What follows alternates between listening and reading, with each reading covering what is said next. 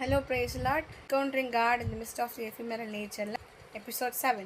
இயேசு கிறிஸ்து இந்த பூமிக்கு வந்திருக்கும் போது அவர் மனுஷனாக தான் வந்தார். அப்போ எல்லா ஃபீலிங்ஸ் எல்லாமே இருந்துச்சு. ஆனாலும் கூட அவர் பிதாவுக்கு சுத்தமானபடி பரிசுத்தமாய் வாழ்ந்தார். அதே மாதிரி இப்போ நாம் ஆண்டவருடைய சாயலாக ஆண்டவருடைய ரூபத்தின்படி நம்ம இருந்தாலும் இப்படி தான் நம்ம படைக்கப்பட்டிருக்கோம். ஆனாலும் கூட நம்மக்கிட்ட ஏசப்போடைய சுவாபம் இருக்கான்னு கேட்டால் இல்லை. ஆக்சுவலி என்கிட்ட நான் நிறைய டைம் என்னோடய ஜென்ம சுபாவம் வெளிப்படுறத பார்த்துருக்கேன். அதனால் மற்றவங்க நீ ஜெபிக்க இவந்தோ எங்கள் அப்பா கூட அடிக்கடி சொல்லுவாங்க, நீ ஊழியம் பண்ணுறதுக்கு என்ன பிரயோஜனம், உங்கள்கிட்ட ஏசப்பா சுபாவம் வெளிப்படலையே அப்படி சொல்லுவாங்க. அப்போ நான் நினச்சது உண்டு, உண்மையாகவே ஏசப்பா சுபாவம் வெளிப்படலை தான்.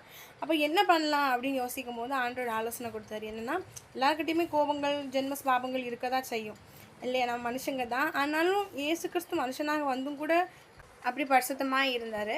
அதே போல் அப்போ நாமளும் எப்படி ஏசப்போட சுபாவத்தை தரித்துக்கொள்ள அப்படின்ற போது இப்போ பார்த்திங்கன்னா கலாத்தியரில் மாம்சீக கிரியைகள்னு சொல்லி ஒரு 17 காரியங்கள் எழுதப்பட்டிருக்கும்.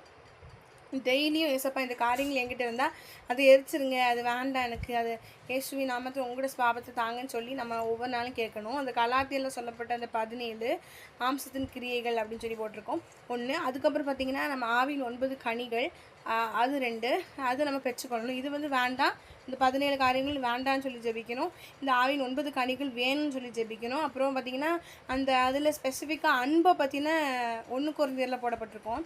அன்பை குறித்த அன்புக்கு பொறாமை இல்லை, அன்பு தன்னை புகழாதுன்னு சொல்லி நிறைய வரும். அது ஒரு 14 காரியங்கள். இந்த 14 காரியங்களையும் நம்ம என்ன பண்ணணும்னா டெய்லி ஏசப்பாகிட்ட கேட்கும்போது நிச்சயம் நம்ம ஸ்பாவங்கள் மாறும். அதாவது நீங்கள் உங்கள் ஸ்பாவத்தை மாற்றணும்னு நினைக்கிறீங்களோ அப்போ தான் ரொம்ப உங்களுக்கு போராட்டம் வரும், ரொம்ப கோபம் வரும், ரொம்ப பொறாமை வரும், இதெல்லாம் வரும். ஆனாலும் கூட தொடர்ந்து ஏசப்பா உங்கள் ஸ்பாவம் என்கிட்ட இல்லை, நான் மாற்றிக்கணும்னு விரும்புகிறேன்னு சொல்லி டெய்லி இது அடிக்கிடமும் நிச்சயம் நம்ம ஸ்பாவங்கள் மாற்றப்படும். Thank you so much.